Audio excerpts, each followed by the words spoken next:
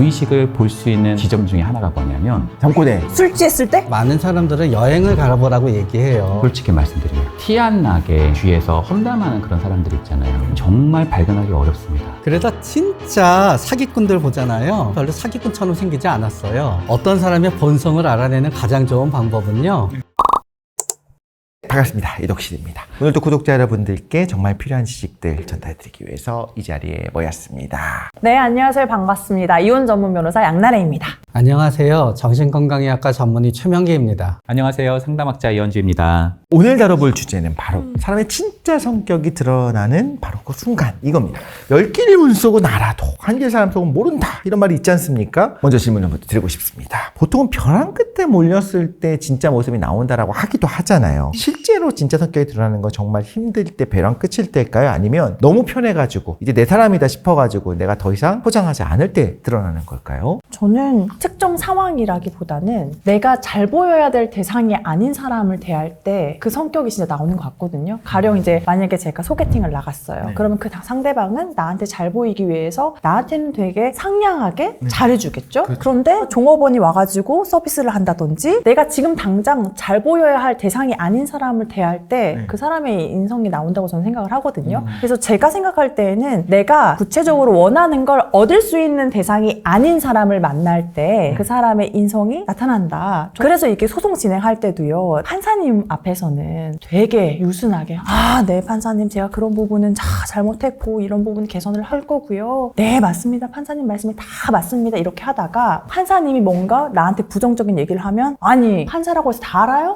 하면서 갑자기 태도가 돌변하는 경우가 있거든요. 태세 전환이 빠르네요. 네. 그래서 이게 뭔가 내가 얻을 게 있는 사람한테는 다 나를 감추고 있다가 저 사람이 나한테 원하는 걸 주지 않을 것 같다? 이렇게 하면 바뀌는 경우가 심지어 법정 안에서도 있는데 실생활에서는 더 그렇겠구나. 그걸 저는 이제 많이 느끼거든요. 사실 인간의 진면목이 드러나는 순간이라고 하죠. 자기의 위치보다 너무 떨어졌거나 혹은 너무 올라갔거나. 그러니까 예를 들어서 굉장히 싹싹하고 괜찮았던 사람이 어느 직책을 다는 순간 진면목이 나오는 경우들도 많고요. 자리가 사람을 또 만든다고도 하잖아요. 어떤 면에서는 없는 것은 아니고 감춰진 것이 드러났다라고도 보기도 하죠. 또 이런 경우들도 있어요. 원래 진면목을 얘기할 때 무의식이라고 하는 요소를 이야기하기도 하잖아요. 근데 무의식을 볼 수 있는 하나의 지점 중에 하나가 뭐냐면 잠꼬대도 있죠. 술 취했을 때? 술 취했을 때 있어요. 그리고 불안한 상황에 직면했을 때도 나오기도 하고요. 더 하나는 뭐냐면 바로 말실수입니다. 어느 순간 자기도 모르게 툭 튀어나와요. 유명한 격언과 같은 이야기가 있는데 이런 게 있어요. 아내하고 남편이 왔는데 너무 사이가 안 좋은 거예요. 그런데 남편이 이렇게 말했다는 거예요. 우리 둘 중에 한 명이 죽으면 저는 파리로 가려고요. 이 말이 사실요 모순이 있어요.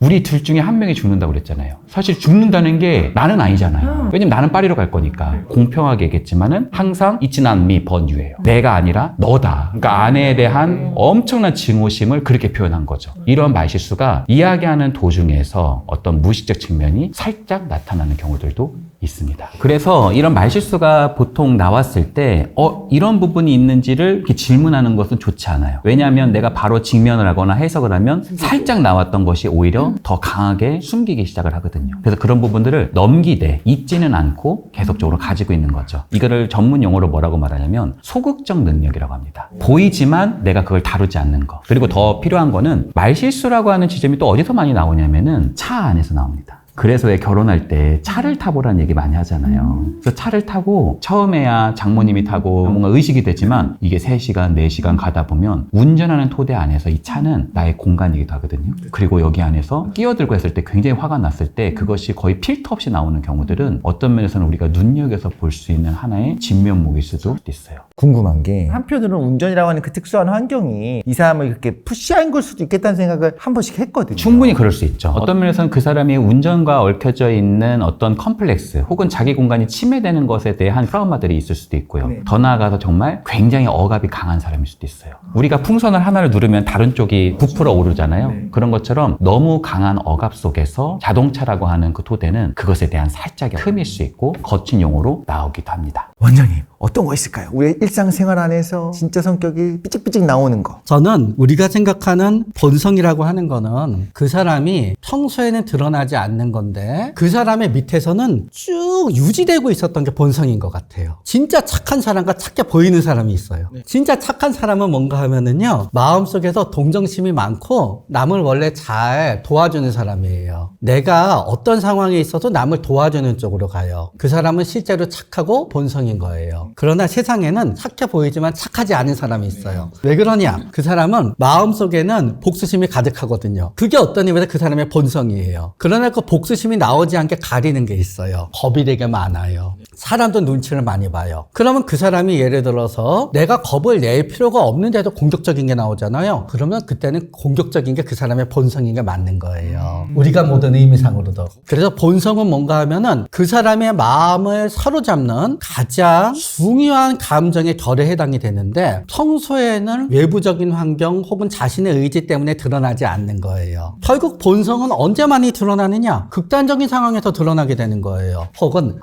아무도 보지 않아서 남들을 전혀 신경 쓰지 않아도 될 때. 그렇기 때문에 우리는 아주 여유로울 때도 본성이 드러나는 거고 아주 긴박할 때도 본성은 드러나게 되는 거예요. 그러면서 또 어떤 사람의 본성을 알아내는 가장 좋은 방법은요, 그 사람의 과거가 그 사람의 본성이에요. 왜냐하면은 어떤 사람이 겉으로 보면 되게 착해 보여요. 나한테 착하게 해줘요. 그런데 이렇게 알아보니까 항상 그 사람이 있는 곳엔 싸움이 있었어요. 그러면 사실 과거에 항상 그 사람이 있었던 데 싸움이 있잖아요. 그 싸움이 그 사람의 본성이에요. 나한테만 안 그럴 거라고 기대하면 안 되는 거예요. 그래서 진짜 사기꾼들 보잖아요. 별로 사기꾼처럼 생기지 않았어요. 그런데 그 사람이 얘기를 들어보니까 4번 정도 사기를 쳤어요. 그럼 나한테도 당연히 사기를 치는 거예요. 이런 얘기 있어요. 또 그 사람의 본성은 그 사람의 말이 아니라 그 사람의 행동에 나온다고 생각해요. 예를 들어서 어떤 사람이 맨날 약속하면 늦어요. 그리고 말로는 나를 진짜 아낀대요. 아니요. 늦는 거 보니까 그 사람의 본성은 나를 그냥 늦어도 되는 사람으로 생각하는 거예요. 사장님이 맨날 나한테 일 잘한대요. 사장님의 본심을 알고 싶어요. 사장님이 월급을 안 올려줘요. 사장님은 나 일 잘 못한다고 생각하고 있는 거예요. 그렇기 때문에 오히려 역설적으로 어떤 사람의 본성은 바로 그 사람의 눈에 보이는 거에서 나와요. 그 사람이 나한테 선물도 안 주고 나한테 돈도 빌려가고 그러면서 나한테는 굉장히 나이스하게 대하잖아요. 그 사람은 나이스한 사람이 아닌 거예요. 그래서 우리가 본성에 대해서 생각하고 있는 건 결국 언제 생각하냐 하면은 저 사람이 나한테 괜찮게 보여요. 그러나 나는 생각하게 되는 거예요. 저 사람 속에 어떤 저 사람의 성격은 나를 갖다 싫어하면 어떡하나. 결국 그게 내가 알고 싶어하는 그 사람에 해당되는 겉으로는 보이지 않지만 그 사람이 밑에 있는 성격 중에 혹시 나중에 나한테 피해를 주는 게 어떡하지? 걱정이 되는 거예요. 반대로 또 이럴 때도 있어요. 어떤 사람이 겉으로 보면은 나를 갖다 별로 좋아하지 않는 것 같아요. 그런데 저 사람의 성격 중에 어떤 면은 진짜 나를 아끼는 것 같기도 한 거예요. 그랬을 때 내가 그거를 놓칠까봐 이제 우리는 걱정이 되는 거예요. 결국은 우리가 원하는 거는 본성이라고 하지만 결국은 속마음을 알고 싶어요. 그러면서 그 사람이 겉으로 보이는 거를 믿으면 되는데 속마음은 다른 마음이 있어서 나한테 잘해주는 척하는 게 아니야 했을 때 우리는 그 사람의 본성이 알고 싶은 거예요. 그러면 이런 것도 궁금해해요. 보통은 혹시나 내가 만난 이 사람이 알고 보니 나르시스트일 수도 있고 소시오패스일 수도 있고 양극성 성격장애일 수도 있는 느낌이라면 그런 걸 알아낼 수 있는 순간들이 있을까? 여러 가지 기준이 있기는 하지만 예를 들어서 다른 사람에게 있어서 티 안 나게 주위에서 험담하는 그런 사람들이 있잖아요.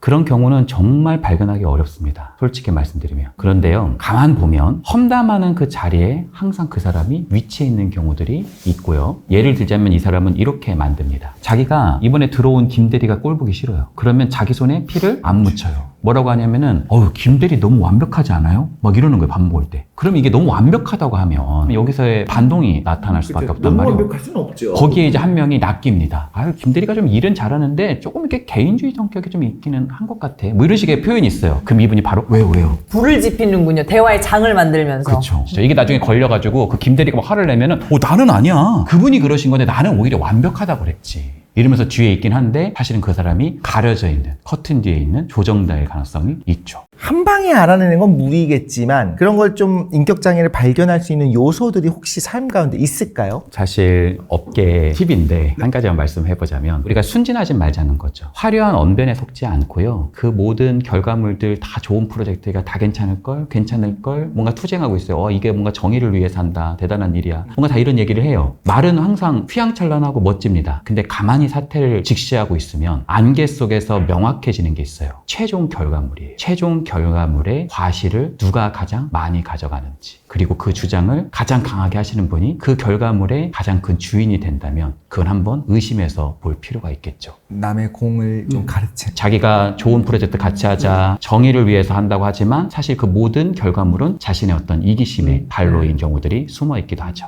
또 이 부분에 대해서는 변호사님 항상 와서 다 자기 끈은 억울하다라고 얘기하잖아요. 진짜인지 아닌지 가르는 나만의 노하우 있을까요? 저는 내가 사람을 많이 만나봤으니까 어떤 사람이 진실을 잘 얘기하고 잘 파악하고 이거는 솔직히 저는 불가능하다고 생각하고 맞아요. 다만 이제 그런 거에 대해서 오차 범위를 줄이기 위해서 같은 사항에 대해서 질문을 할 때 변형 질문을 많이 하기는 하죠. 가령 뭐 몇 월 며칠 몇 시에 거기 가셨던 게 맞나요? 이렇게 물어봐서 네 하면 나중에 한참 지나서 혹시 그때 거기 간 게 언제쯤이죠? 시간이 밝았나요? 어두웠나요? 이런 거 있잖아요. 좋은 사람인 줄 알았는데 알고 보니 전혀 다른 사람이었다라고 하는 것을 좀 경험해 본 적이 한 번쯤 있을 것 같아요. 사실 정신분석 관련해서 훈련을 받을 때 처음에는 항상 이런 질문을 하라고 해요. 정말 그럴까? 저는 너무 이타적이거든요. 저는 사람들을 너무 잘 돕거든요. 그러면 이 사람은 이타적인 사람이구나 이렇게 그냥 믿는 게 아니라 왜 이거를 이렇게 많이 이야기하지? 정말 그럴까? 항상 이런 생각을 하면서 듣는 것을 처음에 배우기도 시작합니다. 제가 실제로 좀 투입됐던 어떤 경험이 있는데요. 왕따 일이 있어가지고 이제 회사 안에서 좀 난리가 나서 공방들이 일어나는 것을 제가 이제 보면서 그 분들에 대해서 보통 이제 심리 검사도 하고 그런 평가도 하고 또 면담도 하고 막 이런 것을 거치는 경우들이 좀 있습니다. 근데요, 너무나 놀랍게도 가해하셨던 분 있잖아요. 사실 그것의 가장 또 원형이라고 할 수 있는 그 분이 실제 가해하는 분이 아닌 거예요. 너무 놀란 거는 그 A분과 가장 친한 그 사람이 마치 장기말 놓듯이 그 모든 것을 설계한 사람인 거를 그 검사의 토대에서 그게 드러났거든요. 제가 눈치를 챈 거잖아요. 그걸 그 사람도 알았고 그게 다 들켰을 때 저를 딱 보면서 묻더라고요. 질문을 바꿔볼게요. 진짜 친구인지, 날 진짜 좋아하는지 이거를 알아내는 방법 같은 거, 그런 질문들 혹시 있을까요? 의사소통 유형 중에서 일치성이라는 게 있습니다. 속마음과 겉모습이 대략 일치되게 말하는 사람들이 있습니다. 그런 사람들은 저는 가장 신뢰하기 좋은 사람이라고 봅니다. 우리가 보통 괜찮은 사람이라고 하면은 굉장히 다정하고 뭔가 다 양보하고 희생적인 사람. 사실은 의사소통 유형 중에서는 그 사람은 회유형이라고 그래서 어떻게 보면 조금 좋지 않은 의사소통 유형일 수 있거든요. 그래서 일치형의 사람, 정말 싫은 건 좀 싫다고도 얘기해주고 좋은 건 좀 좋다고라도 얘기할 수 있는 소위 약간 자연스러움이 있죠. 저는 그런 사람들하고는 아주 오랫동안 관계를 유지할 수 있는 좋은 하나의 또 방식이다. 뭐 예를 들어서 여기 좀 갔다 올 수 있어? 그러면 네 지금 갔다 올게 이렇게 갔다 와도 되는데 알겠습니다 하고 막 뛰어다니는 것도 이게 너무 무슨 군대도 아니고 뭔가 좀 어색하잖아요. 그러니까 너무 과장된 거, 너무 과소화되어 있는 거, 너무 비애를 맞추는 거, 너무 내 주장만 하는 거 이런 것들이 아니라 속감정과 겉감정이 대략 일치되는 것, 이것을 보기도 합니다. 저는 친구 같은 경우에는 내가 슬플 때 혹은 힘들 때 위로해주고 함께해주는 친구도 당연히 좋긴 좋은데 내가 뭔가 좋은 일이 있고 잘 됐을 때 그때 그 친구가 어떻게 반응하는지를 중요하게 생각하는 것 같거든요. 이게 깊게 친하지 않은 친구는 은연중에 배 아픈 티를 내고 온전히 축하해주지 못하는 경우가 많아요. 우리가 살면서 사실 제일 경험하기 싫은 것 중에 하나가 배신하는 걸 느꼈을 때 가슴이 아프지 않아요. 배신당하기 쉬운 사람들의 특징이 뭐 잘 믿는 걸까 싶기도 하고. 근데 배신당하는 사람들이 잘 믿어서 그렇다고 생각하잖아요. 그게 아니라 많은 경우에 부주의해서 그래요. 부주의하고 복잡하게 생각하는 걸 싫어해요. 그러니까 이게 진짜일까 아닐까 사실 확인을 해야 되는데 사실 확인을 귀찮아해요. 근데 우유부단함이 배신당하는 경우는 만약에 그 사람이 겁이 많아서 우유부단하잖아요. 잘 배신 안 당해요. 겁은 별로 없는데 착해서 우유부단하면 배신 잘 당해요. 그리고 이렇게 배신당하는 분들은 사람들을 보다가 보면은요, 욕심이 있든 갈망이 있든 결국 우리가 배신은 인간관계 아니면 이거잖아요. 다들 내가 이래서 배신당했으면 바보 같잖아요. 그래서 다들 난 사람을 너무 잘 믿어서 탈이야 이렇게 얘기해요. 그러나 단지 사람을 잘 믿는다고 해도 배신당하는 건 아니에요. 결국에는 지혜로워야 되는데 주의해야 될 건 단 하나를 가지고 우리가 판단하는 건 좀 조심해야 되고, 싸한 기분이 든다면 그거는 좀 믿을만한 거죠. 단순한 직감의 영역을 넘어서서 많은 경험에서 나타나는 그런 종합된 결과일 수 있거든요. 그러니까 그 직관력이 그냥 하나의 허상이 아니라 많은 경험에서 불러일으키는 토대라면은 한 번쯤 검증해 볼 필요는 있겠죠. 사실 이런 질문이 나오는 거는 어떤 사람의 본성을 알고 싶은 거잖아요. 원래 착한 사람이 있고 착하기 위해서 보여지려는 노력을 하는 게 있잖아요. 근데 그게 바로 사회적인 교육의 역할이잖아요. 네가 하고 싶은 대로 하고 살지 말고, 너는 정말 욕심이 많은 사람이지만 베푸는 모습을 보이면서 살아야 된다가 교육인 거잖아요. 그래서 한편으로는 평생 살아가는 가운데서 그건 극단적인 상황에 놓이지 않을 거야 라고 한다면, 사회에서 바람직하게 살아가고 윤리적으로 살아가는 우리의 현실 속에서 그런 것들이 굉장히 선하고 좋은 것들인데, 우리 안에 있는 그런 본성이라든지 밑바닥에 있는 거를 우리가 구태여 들춰보는 것이 과연 정말 의미가 있는 일일까? 사실 요즘에 많은 분들이 관심을 갖고 있는 심리학의 학문 자체가 하나가 뭐냐면 칼 융의 분석 심리학이거든요. 가장 윗단에 있는 게 페르조나고요. 그 밑에 자아가 있습니다. 그리고 자아의 밑바닥에 그림자가 있어요. 사실은 무의식의 가장 첫걸음은 그림자라고 하는 그 바다를 건너야 돼요. 근데요, 지킬 박사와 하이드가 있을 때 지킬 박사가 그 사람의 본 모습일까요? 하이드가 그 사람의 본 모습일까요? 둘 다죠. 양쪽 다 있을 수 있잖아요. 그래서 사실 그림자 이론을 공부하다 보면 나의 열등한 부분, 나의 사악한 부분, 내가 진짜 숨기고 싶은 나의 어떤 트라우마, 이런 부분들이 숨겨져 있어서 이걸 도대체 내가 왜 공부해야 되냐. 아니, 선하게 행동하면 되지. 근데 융은 사실 그것이 올바른 윤리적 선택에서의 첫 번째 전제라고 봅니다. 예를 들어서 히틀러가 자신 안에 있는 열등감들을 충분히 자기가 인식하지 않으니까 그것을 다른 사람이 열등하다고 자꾸 얘기를 하는 거예요. 이걸 투사라고 말합니다. 그리고 전혀 죄의식을 갖지 않는 지점은 바로 자신의 분열된 제2인격, 그림자 요소였다고 합니다. 그래서 중요한 포인트는 이거예요. 내가 그림자를 탐구한다는 것은 내가 얼마나 악하고 내가 얼마나 열등하고 내 인생 막 살아도 된다는 건가? 이것이 아니라 가장 큰 죄가 무지라고 봤어요. 내가 선한 것을 선택할 수 있는 빛도 있고, 내가 그러한 그림자적인 것을 알게 되었을 때 나는 어떤 상황 속에서 선택을 할 때 무엇이 선이고 무엇이 악인지를 선택할 수 있는 기준이 형성될 수 있다고 본 겁니다. 저는 이렇게 생각해요. 진짜 성격이라고 하는 말이 환상에 해당되는 면이 있다고 생각을 해요. 예를 들어서 나랑 이 사람이 동업을 했어요. 그 동업이 계속 좋은 상태로 끝나요. 그럼 우리는 그 사람이 나를 갖다 좋아하고 나도 저 사람을 좋아하는 게 진짜 성격이라고 믿으면서 서로 살지요. 동업을 하다가 동업이 안 돼요. 그럼 서로 싸워요. 그럼 우린 나중에 생각해요.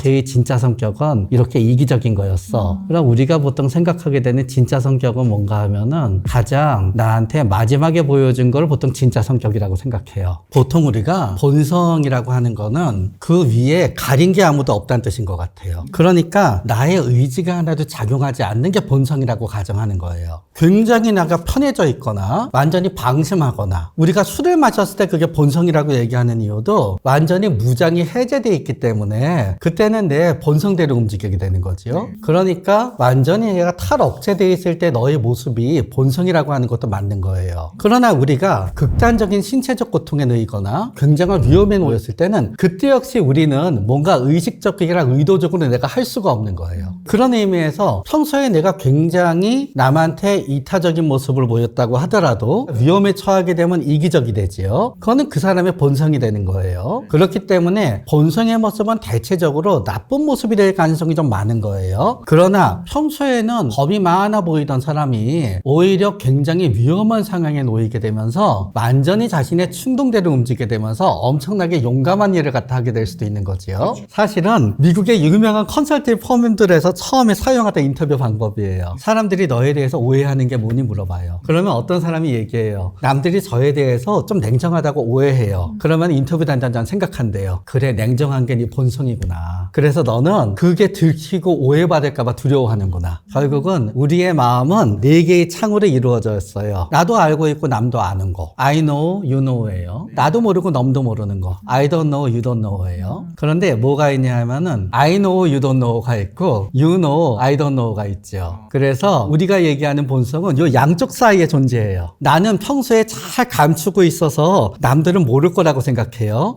남들은 알아요. 그거 본성이에요. 또 반대도 있어요. 남들은 나에 대해서 이렇게 생각하고 있어요. 그러나 사실은 나만 아는 내 마음이 있어요. 그 또한 반전이라는 의미에선 본성이 되는 거예요. 결국은 본성이라는 말의 밑에는 뭐가 있냐 하면은 반전이 있어야 돼요. 그러면 혹시 내가 진짜로 사람들에게 신뢰를 주는 사람이 될 수 있는 그런 방법 같은 게 있을까요, 혹시? 그거는 사람이 사람을 신뢰하지 못하는 이유와 관계된 건데요. 내가 진심이 아니어서 사람들이 나를 신뢰하지 못하는 게 아니에요. 애들이 엄마한테 맨날 엄마 게임 여기까지만 할 때 애들 맨날 진심으로 약속해요. 그러나 결국 약속을 못 지키니까 엄마가 애들을 못 믿는 거예요. 결국은 신뢰를 얻기 위해서는 그 사람이 나를 믿어도 될 정도로 그 사람이 내한테 원하는 걸 할 정도의 내가 실력을 일단 갖춰야지 내가 신뢰를 얻어요. 두 번째는 그 사람이 생각하기에 내가 진심을 얘기했을 때 그 진심을 일정 기간 실천을 할 정도로 행동을 하느냐가 신뢰를 얻는 거예요. 결국은 신뢰를 얻는 방법은 약속을 가능하면 오랜 기간 동안 지키는 게 신뢰를 얻는 방법인 거지. 그거를 갖다 얻게 되는 어떤 언변이나 표상이 특별히 있지는 않아요.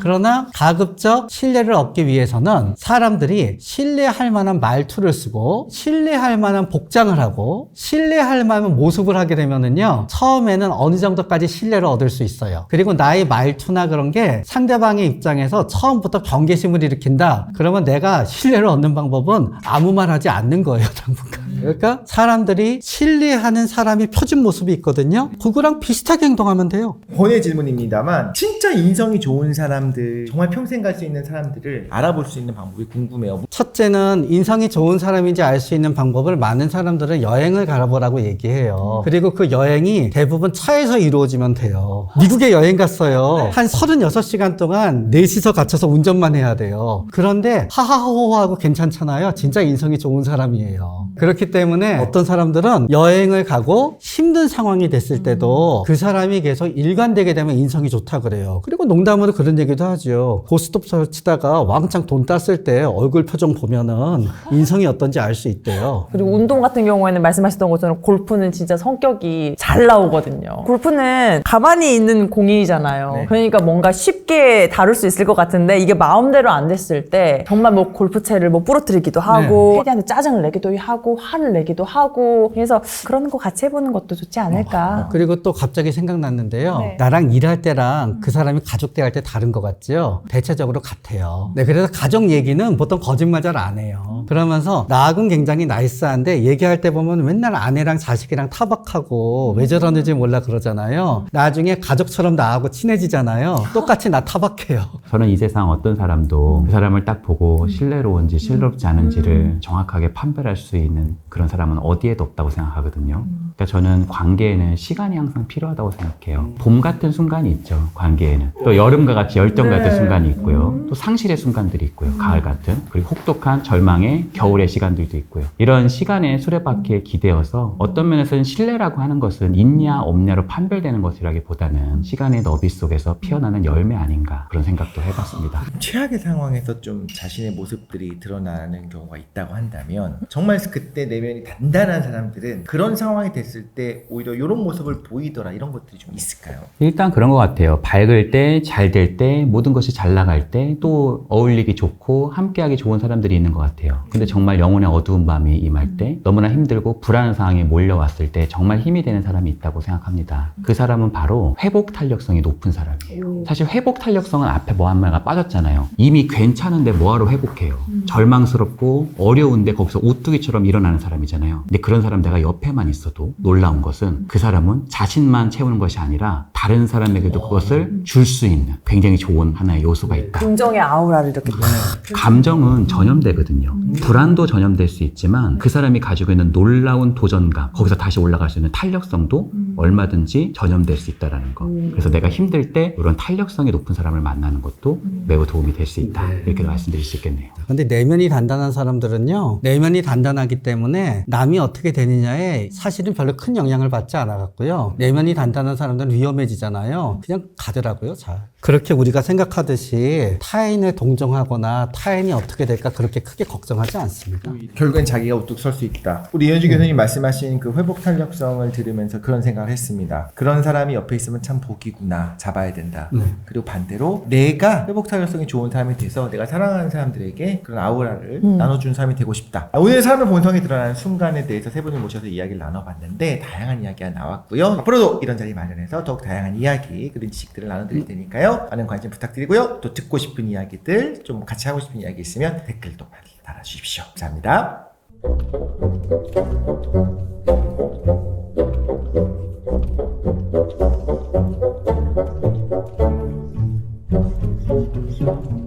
Thank you.